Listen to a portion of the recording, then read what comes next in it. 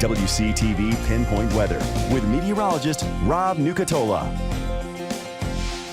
Well, good morning, everybody. We take a look here. Radar picture last 12 hours. Nothing going on in our part of the southeast. But if you look over to the west, starting to see some of those yellow polygons out there, some of the watches and even some of the warnings for parts of Mississippi. We're going to have lots to keep our eyes on as we go through the day today.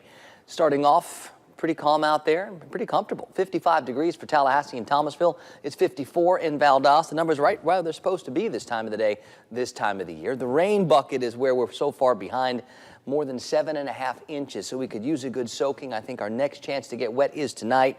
Tallahassee Airport didn't even get to 80 yesterday because of all those clouds. I think we start today with our best chance to see some blue in the sky, but as the day goes on, the clouds thicken up in a hurry.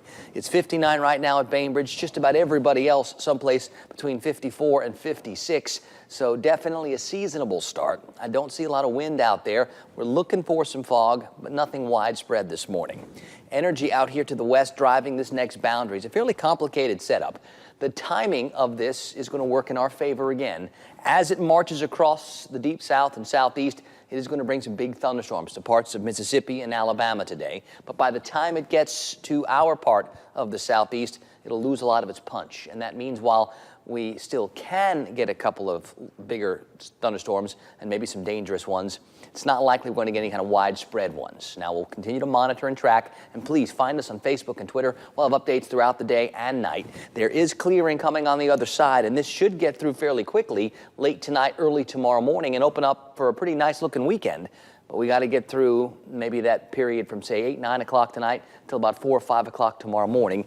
And that's what Futurecast is going to show us. We get past dark tonight, and our western areas start to look for those showers. We work in through the overnight period and the very early morning hours, and most of those showers should be long gone.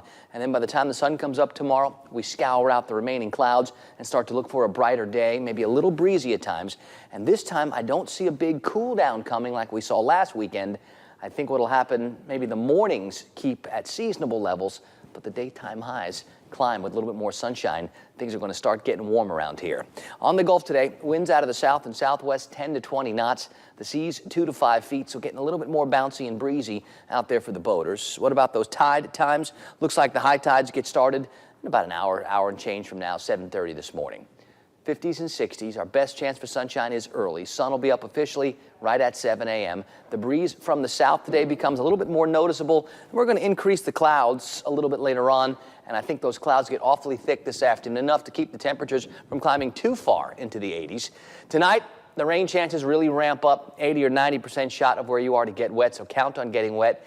If we're going to find bigger showers, bigger storms, the best chances likely going to be a little bit closer towards the coast, but we'll certainly monitor that as they work their way east from the west.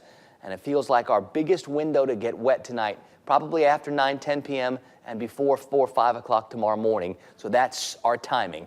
Once we get past that, we look for some gradual clearing on Friday. By Friday afternoon, it should turn out to be a pretty nice day, which is great news for the Rose Parade. It's not supposed to rain on Rose Parade Friday, and it shouldn't tomorrow night. We will stay warm this weekend.